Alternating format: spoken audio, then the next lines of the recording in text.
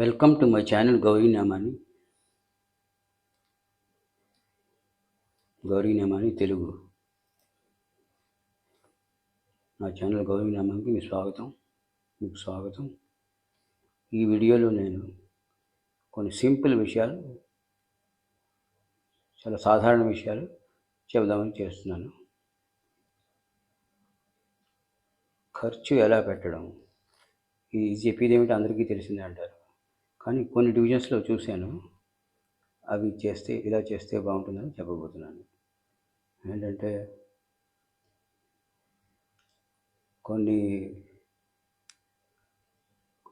కొంత ఖర్చు రెగ్యులర్గా పెడుతూ ఉంటారు, కొన్ని పట్టించకుండా పెడతారు, కొంత తెలియకుండా అయిపోతాయి. ఈ విషయంలో తెలిసింది ఏంటంటే, ఇప్పుడు ఒక్కొక్కరి ఇళ్లలో ఎవరుంటే, ఒక ఇంట్లో డాక్టర్ ఉంటే మెడికల్ నాలెడ్జ్ అందరికీ ఉంటుంది, లాయర్ ఉంటే లీగల్ నాలెడ్జ్ ఉంటుంది. ఎవరు లేని వాళ్ళకి కొన్ని నాలెడ్జ్లు ఉంటాయి, జనరల్ నాలెడ్జ్ ఉండదు. వాళ్ళ వృత్తిలో 33 ఏళ్ళు సర్వీస్ చేసి రిటైర్ అయిపోతారు. ఆ వృత్తిలో ఈ అవసరం ఉండదు. కానీ ఇప్పుడు నేను చూసింది ఏంటంటే, వాళ్ళకి మిగతా ప్రపంచంతో అంత సంపర్కం లేకపోవడంతో చాలా సింపుల్ విషయాలు కూడా తెలియవు, చాలా పెద్దగా మోసపోతున్నారు. సాధారణంగా వాళ్ళ పద్ధతి ఏంటంటే, మేము ఇంకోటి జోలికి వెళ్ళాం, మా జోలికి ఎవరు రాకుండా దీని మీద వాళ్ళ లైఫ్ గడిపేశారు. కానీ వాళ్ళకి చూస్తున్నాను, చాలా న్యాయం సంపాదించి రిటైర్ అయిన వాళ్ళు, కానీ ఈ మినిమం నాలెడ్జ్ లేకపోవడంతో చాలా హెవీగా, చాలా పెద్ద మొత్తాన్ని మోసపోతున్నారు. ఆ విషయంలో చెప్పదలుచుకున్నాను. ఇక్కడ ఏంటంటే, ఈ పద్ధతి నేను ఎవరితో పెద్ద పెట్టించుకోలేదు, నాకు ఇంకోళ్ళు అవసరం లేదు, ఇంకోటితో నాకు సంపర్కం అక్కర్లేదని అలా జీవితం గడిపేశారు. కానీ ఇప్పుడు లాస్ట్ స్టేజ్లో ఏమవుతుందంటే, ఆ సిద్ధాంతం మీద ఉన్నందుకు ఇక్కడ వీళ్ళు చాలా సింపుల్ విషయం మీద మోసపోతున్నారు. నాకు తెలిసిన ఒక అతను చాలా న్యాయంగా బతికాడు, చాలా కష్టపడి సంపాదించాడు. కానీ ఈ స్టేజెస్లో ఏమవుతుందంటే, ఓ చిన్న దానికి వెళ్తే వాళ్ళకి ఇంకోళ్ళకు మినిమం సెకండ్ ఒపీనియన్ తీసుకుందాం అన్న నాలెడ్జ్ కూడా లేదు. ఎందుకంటే వాళ్ళు అప్పటిదాకా 33 ఏళ్ళ సర్వీస్ జీవితంలో అంతా అలా గడిపేశారు. అందుకు వెళ్ళిన ఏ వైద్యుడి దగ్గరికి వెళ్ళారో, మోకాళ్ళకి ఏదో ప్రాబ్లం వస్తే నీరు తీసేస్తాను, మోకాలు గుజ్జరి కూడా విన్నాను, నీరు తీయడం ఎప్పుడు వినలేదు. ఏదో మాకు చాలా మెడికల్ నాలెడ్జ్ బాగానే ఉన్నా ఇలాంటివి కొన్ని వినలేదు. కానీ డైరెక్ట్గా ఏంటంటే 1,00,000 ఇంజక్షన్ ఖరీదు అది చేశారు. తర్వాత ఏమైందంటే, కొన్ని దానికి నయం అయిపోయిందా, ఆ కంప్లైంట్ పోయిందా అంటే ఏమి పోలేదు, అంతా అలాగే ఉంది అంటే, లేదు 1,00,000 కాదు 1,50,000 ఇంజక్షన్ అంటే, అప్పుడు మిగతా వాళ్ళు ఆపేరు, బాబు నా వెళ్ళిపోగలగా అని కొంచెం చేసి ఎక్కడితో ఆపారు. ఇక్కడ చెప్పవలసింది ఏంటంటే, ఇంకోళ్ళతో నాకు భయమే లేదు, నేను ఇంకోళ్ళతో పెట్టుకుని అన్న సిద్ధాంతం ఎలా ఉన్నా, మాకు ఇంజనీరింగ్ ఫస్ట్ ఇయర్లో ఓ పాఠం ఉండేది ఇంగ్లీష్లో, no man is an island. Author పేరు మీను మసాని. ఆ టైటిల్ వినగానే వింత అనిపించింది. ఏ మనిషి ఒక దీవి కాదు. ఏమిటి అంటే, ఐసోలేటెడ్గా ఎవరు ఉండలేరు, అలాగే ఏ అంగం కూడా అలా మిగతా వాడిని విడిచి ఉండలేదు. అతని ఉద్దేశం ఏంటి, సొసైటీ మనిషి ఒక సమాజంలో కలవలసిన సోషల్ యానిమల్. కలవలసిన జంతువు అనండి, మానవుడు ఎవరండి, సమాజంతో పని ఉంది. అతను ఎంత అక్కర్లేకపోయినా man is a social animal. ఆ ఉద్దేశంతో ఆయన టైటిల్ పెట్టాడు, no man is an island. అలాగే ఇక్కడ శరీరంలో మనకి శరీరం సంపాదించి కూడా మనకి తెలియనివి కొన్ని జరిగితే అవి ఐసోలేటెడ్ కావు. ప్రతిదానికి ఒక లింక్ ఉంటుంది. ఆ ఇంకో దాంతో లింక్ ఉండి ఆ లింక్ కనబడదు. అందుకు మనకి కనబడకపోవడంతో ఇలా ఉంటుంది. చెప్పాల్సింది ఏంటంటే, ఈ సిద్ధాంతం మీద బతికిన ఖర్చు ఈ అమాంతంగా ఒకేసారి 1,00,000 బిల్లు కట్టడం, దాని గురించి చెప్తూ నేను ఇది చెప్పదలుచుకున్నాను అనమాట. కొంచెం వాళ్ళకు ఒక సెకండ్ ఒపీనియన్ తీసుకోవాలంటే అది కూడా వాళ్ళకి తెలియదు. ఆ సెకండ్ ఒపీనియన్ తీసుకోవాలి, వెళ్ళిన చోటకి వెళ్ళారు, డబ్బులు కట్టేశారు, ఇంకోసారి కట్టబోతుంటే అప్పుడు ఈ మాట తెలియగానే మిగతా వాళ్ళు ఆపారు. అలాగా ఈ ఈ కొన్ని విషయాల్లో ఖర్చు దగ్గర ఏమవుతుందంటే జనరల్ ఖర్చుకి మిగతా వాళ్ళ జీవనోపాధికి చాలా సంబంధం ఉంది. నేను బయట తిండ్లు తినను. స్ట్రిక్ట్‌గా హెల్త్ చూసుకుంటాను. ఇంకొంచెం స్ట్రిక్ట్‌గా ఉంటే బాగానే ఉంది. కానీ అందులో మినిమల్ ఏంటంటే వాటికి మన లైఫ్‌కి సంబంధం అక్కడే నో మనీ ఈజ్ అనేది తెలుస్తుంది. ఇప్పుడు కరోనా రోజుల్లో చాలామంది చిన్న చిన్న దుకాణాల వాళ్ళు పెద్ద వాటికి ఎలాగ బిజినెస్ పోయింది. చిన్న చిన్న వ్యాపారస్తులు, ముఖ్యంగా తిండి బిజినెస్ వాళ్ళు, వాళ్ళకి ఇన్ఫెక్షన్ మూలాన్ని ఏదో భయం మూలాన్ని చాలా ఇదిగా చాలా కష్టపడ్డారు. వాళ్ళకి ఆదాయం లేదు. ఏంటంటే సేల్స్ ఒక చిన్న వస్తువు తయారు చేసుకొని అమ్మితేనే వాళ్ళకి ఆ అమ్మకం అవుతేనే వాళ్ళకి జీవనోపాధి వస్తుంది. వాళ్ళ బేసిక్ లివింగ్ వస్తుంది. అది ఆ పీరియడ్‌లో జరగలేదు. అలాగే మామూలు రోజుల్లో కూడా ఈ మిగతా ఏంటే చిన్న చిన్న బిజినెస్ వాళ్ళవి, వాళ్ళ సరుకులు అమ్మకం అవుతేనే వాళ్ళు బతుకుతారన్నప్పుడు ఇది మన పాలసీ పెట్టుకొని వాళ్ళ దగ్గర కొనుక్కోవడం చెయ్యాలి. అయితే చేయకపోతే చేస్తే మన హెల్త్ పాడైపోతుందని ఆ భయం అక్కర్లేదు. ఎందుకంటే ఎప్పుడైతే వాళ్ళు తిండి సరుకు మీద బిజినెస్ చేస్తున్నారో కావాల్సిన మినిమమ్ శ్రద్ధ తీసుకుంటారు. నీళ్ళు అన్నీ సాధారణంగా హైజీనిక్ కాకపోతే వాళ్ళకి తెలిసిపోతుంది. ఎవరు రారు సేల్ అవ్వదని. వాళ్ళ దగ్గర తిన్న వాళ్ళకి అప్పుడు కొన్నాళ్ళ దాకా ఏం కంప్లెయింట్ రాకపోతే అది ఎస్టాబ్లిష్ అయిపోతారు. అలా రన్ అవుతుంది. అక్కడ భయపడవలసిన అవసరం లేదు. ఇదే సందర్భంలో ఇంకో విషయం చెప్పదలుచుకున్నాను ఏంటంటే వాడిన నూనె వాడకూడదని. కాక నూనె వాడకూడదని. నాకు తెలిసినంత మటుకు కాక నూనెలో ఏమీ ఇన్ఫెక్షన్ ఉండదు. విస్కాసిటీ తగ్గిపోతుంది. 5 నిమిషాలు కాగేది, వేగేది 10 నిమిషాలు పట్టొచ్చు. అంతేగాని దాంట్లో ఇన్ఫెక్షన్ ఏమి ఉండదు. అది ఎక్కడో మూల పెట్టేసి గోడ మూల అందులోంచి ఏదో పడితే ఆ ఇన్ఫెక్షన్‌లు ఏదైనా అది వస్తే వేరే సంగతి. కానీ ముఖ్యంగా ఈ యూజ్ వాడిన ఆయిల్ వాడకూడదు అందులో నాకేం తప్పు అనిపించలేదు. ఒక ఎందుకంటే కొంతమంది టీ పౌడరే ఉందనుకోండి, బాయిల్ చేయకుండా వాడిన వాళ్ళు ఉంటారు. కొంతమంది జస్ట్ బాయిల్ ఒకసారి పడేసి దాన్ని వేడి నీళ్ళు పడేసి బాగా వేడి నీళ్ళు పడేసి పైనుంచి డికాషన్ తీసేసి ఆ టీ పొడి సెకండ్ టైం ఎలా వాడతారో అలాగే సేమ్ ఇలా కూడా ఈ కాజీ నూనె వాడొచ్చు. అందులో తప్ప ఇన్ఫెక్షన్ ఏమి ఉండదు. విస్కాసిటీ జిడ్డుతనం తగ్గిపోతుంది. జారుతనం, జిడ్డుతనం తగ్గిపోతుంది అందులో. అంతేగాని అందులో ప్రమాదాలు ఏం లేవు. హెల్త్ ప్రమాదాలు ఏం లేవు. నాకు తెలిసి నా క్యాలిక్యులేషన్. అలాగే ఖర్చు దగ్గర ఈ మిగతా చిన్న చిన్న ఫుడ్ బిజినెస్ వాళ్ళ దగ్గర మనం ఖర్చు పెడితే వాళ్ళు కుటుంబంలో ఉన్నప్పుడు అందులో మనకి ధర్మంగా డివైన్ ప్రొటెక్షన్ ఉంటుంది. ఎందుకంటే వాళ్ళ బతుకు తెరువు అది. అందుకు అందులో మనకి డేంజర్ ఏమి ఉండదు. చేయొచ్చు, చెయ్యాలి కూడా. ఇవేమీ చేయకపోతే ఏం జరుగుతుంది? ఈ చివరిన ఒక్క దెబ్బలో హాస్పిటల్ వాళ్ళు కొట్టేశారు. సాధారణంగా బయటికి వెళ్ళడం, బయటకు తినడం అదంతా ఈ చిన్న చిన్న మొత్తాల మీద రూ. 15, రూ. 5 ఈ సమోసాలు, పకోడీలు బదులు ఒక్క దెబ్బలో 1,00,000 1,50,000 కొట్టేశారు వాళ్ళు. పోనీ పని జరిగిందంటే జరగలేదు. ఇది నా ఖర్చు విషయంలో. ఇంకొకటి ఏంటంటే లాంగ్ టర్మ్ క్రోనిక్ పేషెంట్స్ కానీ, క్రోనిక్ కంప్లైంట్స్ లైక్ ఆటిజము, లేకపోతే మాట రాకపోవడం, చూపు రాకపోవడం, దగ్గర కొంత ఉంది రావటం లేదు. వాటి కేసెస్లో ఏంటంటే ఒక స్టేజ్కి వచ్చేటప్పటికి వీళ్ళు ఎలాగ పర్మనెంట్లో ఉన్నారని కొంతమంది వాళ్ళ రొటీన్లో ఎంత బిజీగా ఉంటారంటే వాళ్ళని ఒక విధంగా వదిలేస్తారు, పట్టించుకోరు. ఇక్కడ నా సజెషన్ ఏంటంటే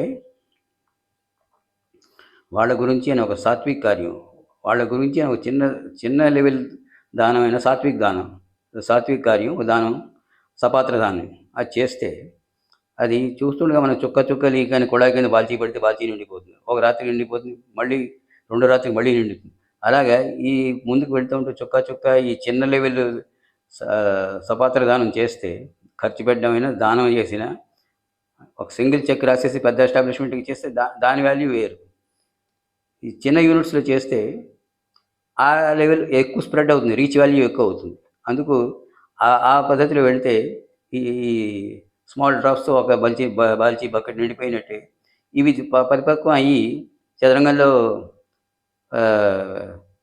పాన్ని ముందుకు పంపిస్తే, బంటుని ముందుకు పంపిస్తే ఎవరు ఎదురకుండా కొట్టడానికి లేకపోతే బంటు కొట్టడానికి ఎవరు రాకపోతే ముందు దాకా చివరి దాకా వెళ్తే మినిస్టర్ అయిపోతాడు, మంత్రి అయిపోతాడు.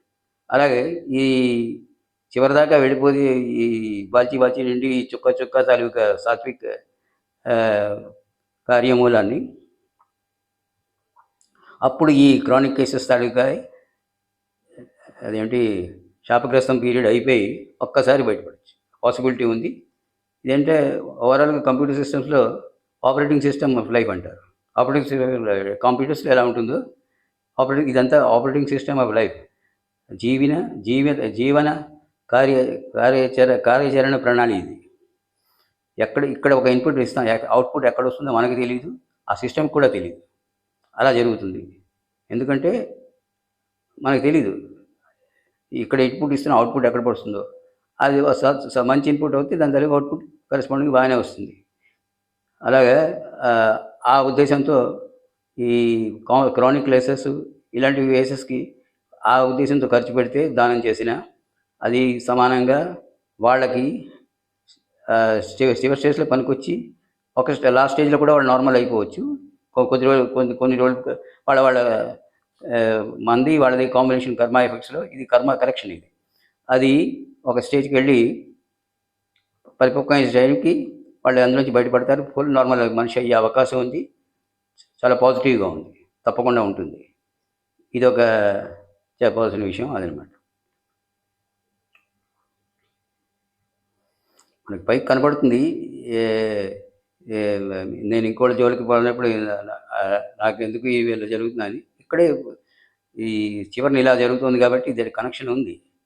ఎంత మనం ఐసోలేట్ అయిపోయి ఉందామన్నా జరగదు. అది సమాజంలో ఉంటున్నాం, వాళ్ళకి ఎఫెక్ట్ ఉంటుంది.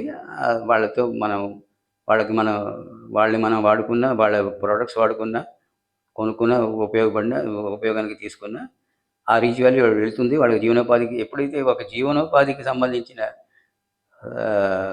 సొమ్ము ఒకళ్ళ నుంచి ఒకరికి వెళుతుందో అది చాలా పుణ్య వాల్యూ వస్తుంది. దాని రీచ్ వాల్యూ చాలా బాగా వస్తుంది. అది ఇతర రంగాల్లో చాలా ఈజీగా కనబడుతుంది. ముఖ్యంగా బాగా ఎక్కువ కనబడేది జీవనోపాధి రంగం కంటే ఎంటర్టైన్మెంట్ రంగంలో వీళ్ళది రీచ్ వాల్యూ చాలా ఎక్కువ ఉంటుంది. ఒకేసారి ఇన్ని కోట్ల మంది చూస్తారు.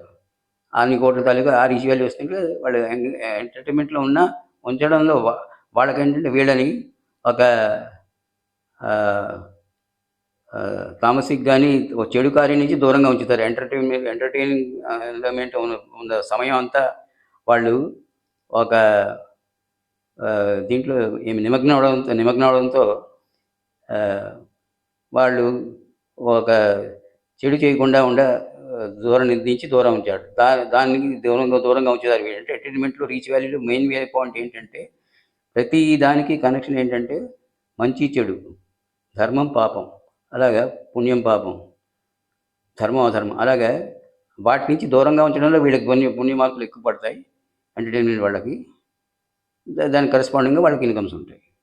అయితే వీళ్ళు ఏంటంటే మరి విపరీతంగా చెప్పేస్తారు. ఈ చెప్పడంతో వాళ్ళ ఇన్కమ్ చూసి నార్మల్ పీపుల్కి అది వాళ్ళ ఆ రూట్కి రావడానికి ఎంత కష్టపడ్డారో అవేం తెలియదు. కానీ వీళ్ళు ఈ సినిమాలో ఇన్ని రోజుల్లో ఇన్వెస్ట్ చేసి అవన్నీ ఓవర్ చేస్తారు. మా చిన్నప్పుడు ఎస్ఐలో చదివాం, good and bad aspects of publicity అని. అది వీళ్ళు అన్నీ తెలిసే చేస్తారు. అంతలా చెప్పడం ఎందుకు 10 సార్లు. కానీ వీళ్ళు చెప్పడంలో వీళ్ళు గొప్ప అనుకుంటారు. వీళ్ళు చెప్పడం ఆపరు. అది చూసి కుర్ర తరహా వాళ్ళు ఎంత వేగం దానికి రీచ్ అవుదామని కొంతమంది తాపత్రయపడుతూ ఉంటారు. మా నాన్న క్రికెట్ ఆడి ఉండవలసింది అంటాడు ఒకడు హైదరాబాద్లో అబ్బాయి. వాడు ఓపెన్గా చెప్తున్నాడు, మా నాన్న క్రికెట్ ఆడకుండా ఏదో ఉద్యోగాలు ఇవి చేసాడు, ఆ ఉద్యోగాలు చేస్తే బతికాడు అని అది మర్చిపోతున్నాడు. క్రికెట్ ఆడుంటే వీళ్ళందరిలాగా వాళ్ళందరూ క్రికెట్ ప్లేయర్ 11 మంది అందరూ హై లెవెల్ వాళ్ళు ఇన్కంలో మా నాన్న ఏదో ఉద్యోగం చేశారని అంటున్నాడు ఒక కుర్రాడు హైదరాబాద్లో విన్నాను, మోతీనగర్లో. అలాగా అదే రీచ్ వాల్యూకి సంబంధించింది. ఈ ఖర్చులో ఈ క్రానిక్ కేసెస్కి బ్లైండ్నెస్ కానీ, డెఫ్నెస్ కానీ, వాటికి ఒక ఆటిజం కానీ వాటికి సంబంధించిన ఓ రెగ్యులర్ చిన్న ఖర్చు కానీ, దానం కానీ, సాత్విక్ దానం డిజర్వింగ్ పీపుల్కి ఇవ్వడం కానీ, అది చిన్నది అమౌంట్ అయినా రెగ్యులర్గా చేస్తే ఓవర్ ఏ పీరియడ్ దాని తాలూకా పరిపక్వమైన వాల్యూ వచ్చినప్పుడు వాళ్ళు దాంట్లో నుంచి బయటపడతారు. నార్మల్ మళ్ళీ వాళ్ళ పూర్తి విముక్తి జరుగుతుంది. అదే వ్యవస్థ నుంచి బయటపడతారు. అది నా బోధన. అది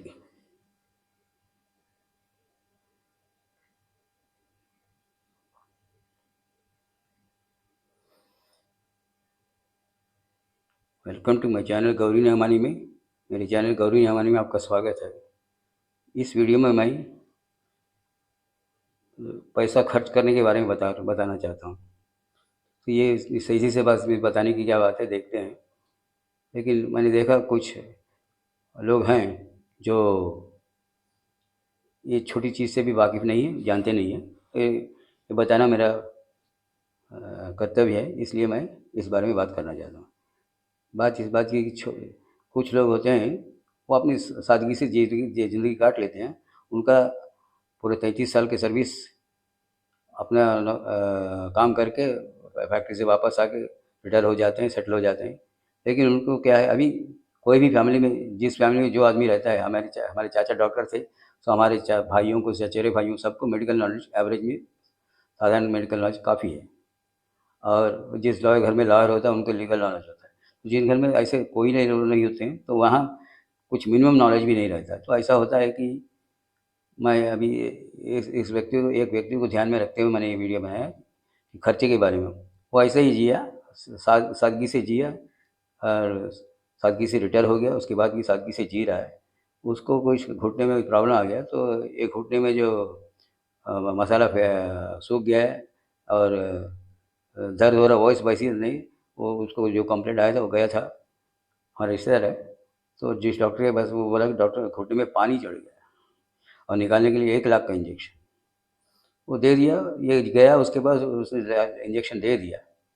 और उसके बावजूद उसको कुछ फ़ायदा नहीं हुआ, तो दूसरे बार उसके पास गया, बोले अभी 1.5 लाख का इंजेक्शन देता हूँ। तब दूसरे लोगों ने उसको रोक दिया।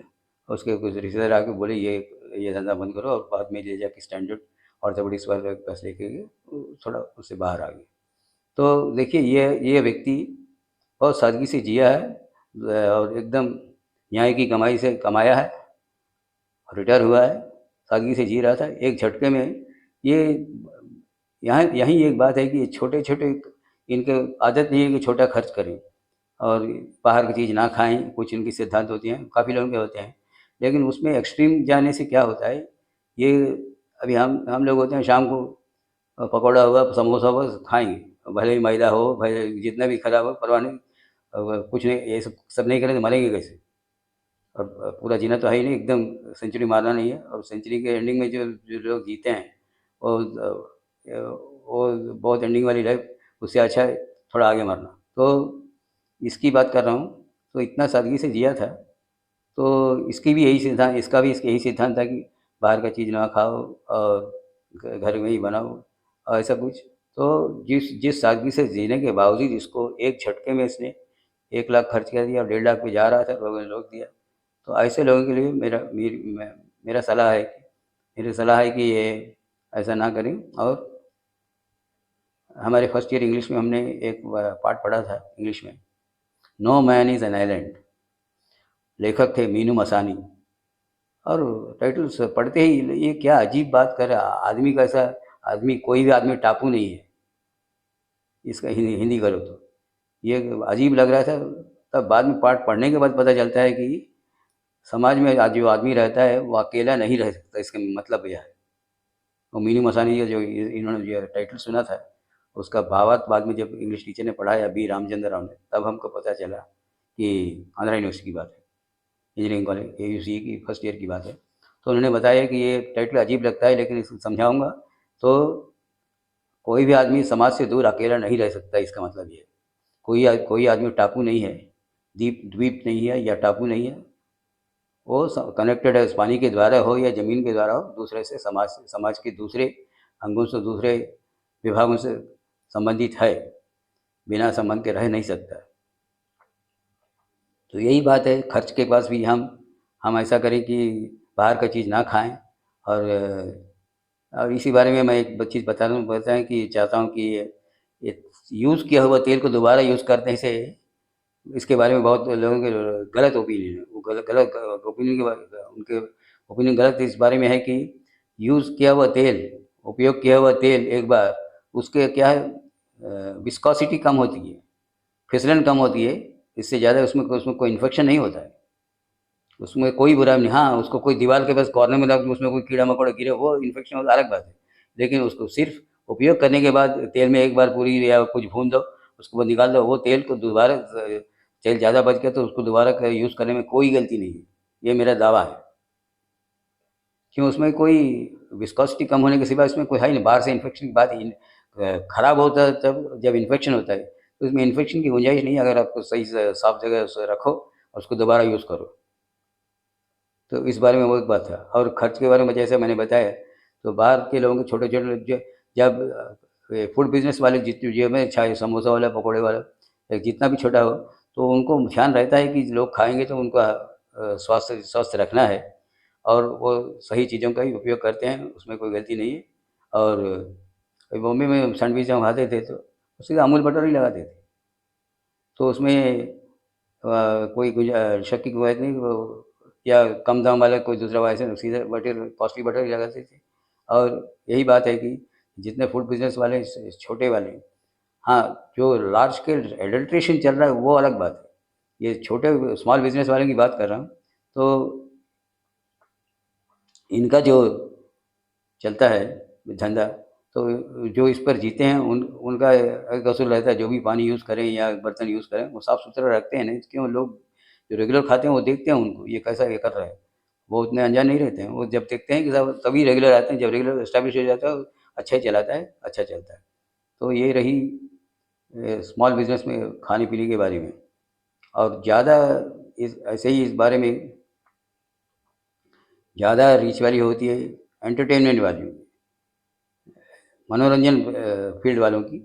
सिनेमा हुआ, गाना बजाना हुआ, उनका रीच वैल्यू ज़्यादा है और पहुँचता है दूसरी तरफ करोड़ों में। ये क्रिकेट हुआ, तो ये हैदराबाद में एक लड़का, हमारे रिश्तेदार का लड़का बोल रहा था, मेरा बाप बेवकूफ़ था, क्रिकेट नहीं खेला, वो फालतू नौकरी करके समय गँवाए बोलते हुए। बाप ने जो नौकरी किया उसके चलते वो उसकी ज़िंदगी कटी और खाना खाया वो, उसको अंदाज़ ही नहीं है। उस खुला-म-खुला बोलता है बाप ने, मेरा बाप बेवकूफ़ था, क्रिकेट नहीं खेला। वो चाहता था, वो क्या उसको मालूम नहीं कि 140 में 11 में पहुँचना लोगों की बात नहीं, उतने बस की बात नहीं है। उसको मैथमेटिक्स प्रोबेबिलिटी उसका जानता ही नहीं है। तो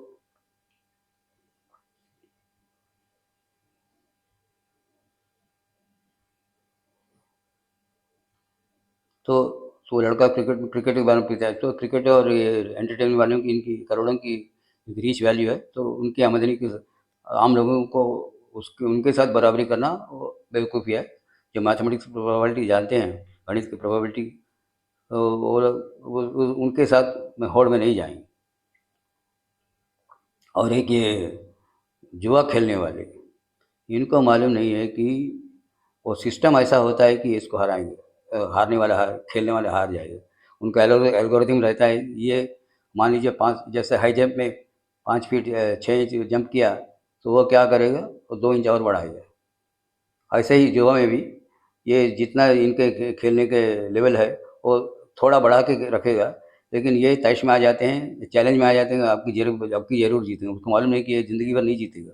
वो जो लेवल बढ़ाते हैं उनका एल्गोरिथम रहता है, वो जानते हैं कि मेजॉरिटी हार जाने की लेवल पे उसको रखते हैं। तो इनको अंदाज़ा नहीं था। क्यों? हमारे रिश्तेदारों में कुछ लोग हैं, दादा परदादाओं का देवा बहुत ज़ोरदार ज़मीन असबाब था, जायदाद था।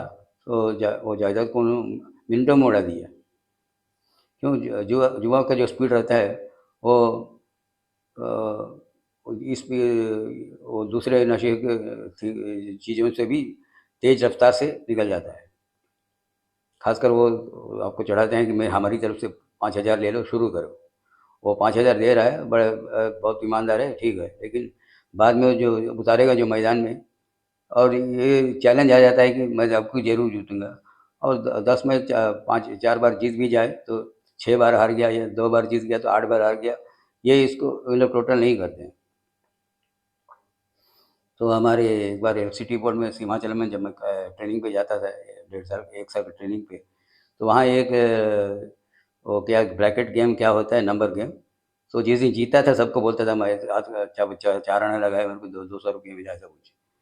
तो एक बार उसको बॉस ने बुलाया, ए नागेश्वरराव, बोला कि तू आज 100 200 रुपया जीता है चवन्नी पे, ये ठीक है, कितने दिन से ये चवन्नी दे रहा है, मेरे को लिस्ट बता के, अब किसे अब आज से शुरू करके एंट्री करके बता। तो बाद में वो 10 दिन के बाद लेके गया, वो बताया कि ये वो सिस्टम को ज़्यादा दे रहा है वहाँ से, ये 10 दिन में एक झटका लगा, लेकिन 10 दिन 12 दिन लगातार दिए जा रहा है, ये उसको पता नहीं था। जब उन्होंने चैलेंज लिख के चैलेंज करके समझा के बताया, तो तब उसने वो खेल रोका। तो ये रीच वाली की बात है। ये फिर भाग गया टॉपिक से कि ये खर्च करने, और ये खर्च करने के बारे में ये है कि घर में कोई क्रोनिक पेशेंट्स जो आसमान नहीं देखते, क्रोनिक पेशेंट हो या क्रोनिक कंप्लेंट हो, जो लॉन्ग टर्म ट्रीटमेंट का वक्त जो चलता है लेकिन कोई असर नहीं, जैसे ऑटिस्टिक चाइल्ड हुआ या ब्लाइंड चाइल्ड हुआ या सेमी ब्लाइंड या अपंग है लेकिन कुछ कुछ काम करता है, अवयव कुछ अवयव काम करते हैं, तो उनके लिए मेरा सलाह है कि उनके उनके लिए, जैसे हम जानते हैं कि एक एक बूंद का जो बाल्टी को अगर एक एक बूंद का नल के नीचे रख दो, रात भर सुबह तक भर जाता है। यही पद्धति से उनके लिए एक सात्विक कार्य के लिए दान देना या सपात्र दान, जो उनको दान दिए, छोटे भले ही अमाउंट छोटा हो, कोई ज़रूरत नहीं है। एक जोरदार चेक के देखने से क्या बड़ी संस्था हो जाता है, बड़ी संस्था में उनका जो रेगुलर चलता है उसमें अच्छा बुरा दोनों होता है, लेकिन ये छोटे ऐसे लोगों को जो डिज़र्विंग है, सपात्र दान करके छोटा अमाउंट को आप खर्च करो या उनको दान दे दो, तो इसका जो फल होगा, जैसा कि शतरंज में आप प्यादों को आगे बढ़ो, एक एक घर आगे बढ़ाओ, और उसको कोई सामने से आ के मारने वाला नहीं रहे तो लास्ट लाइन तक पहुंच जाओ तो मंत्री बन जाता है। वैसे ही ये एक एक आगे लाइन बढ़ के, ये जब इसका परिपक्व समय का परिपक्व होके जो अपने कर्म सिद्धांत से उसका जब वो समय आ जाता है कि ये दान और उसका एक दोनों एक साथ मिल जाते हैं, तो इनका जो कंप्लेंट्स है एक झटके में सुधर जाने की संभावना है। और ये इसलिए है कि जैसे no man is an island है, वैसे ही लाइफ इज़ ए, ज़िंदगी खुद एक जीवन एक खुद कार्यचलन प्रणाली है, सिस्टम, ये पद्धति है, प्रणाली है। इसमें क्या है, हम यहाँ आज एक इनपुट देते हैं, इसका ये कहाँ बाहर आएगा, इसका आउटपुट कहाँ होगा बता नहीं सकते, कहीं भी आ सकता है, किसी भी वक्त आ सकता है, लेकिन इनपुट गया तो वो बाहर ज़रूर आएगा, और बाहर आते आते कुछ ऐसा काम कर जाए जो हमारे काम आ जाए।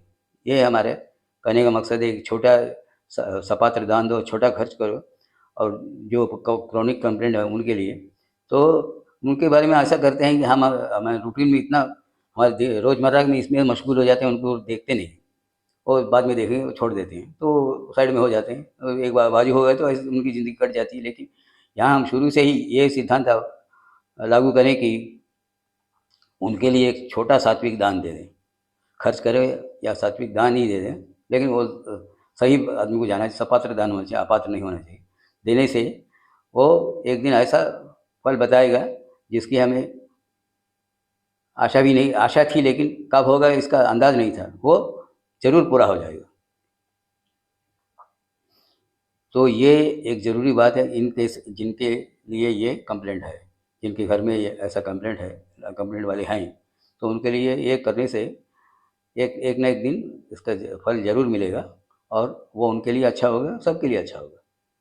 तो ये मेरी गुजारिश है कि ये खर्च आप कीजिए, एक साथ सपात्र दान दीजिए छोटा रेगुलर, तो जैसे बूंद बूंद से बाल्टी भर जाती है, वैसे ही एक दिन उनका भी ऐसा समय आएगा जब वो शापग्रस्त पीरियड निकल जाएगा, ये ये कर्मा करेक्शन है, ये हो जाएगा, तो उनका वो उससे बाहर आ जाएंगे, वो एक साधारण जीवन तब से जी सकते हैं।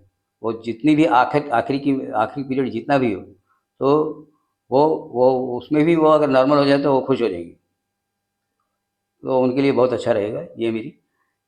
ये मेरा सलाह है।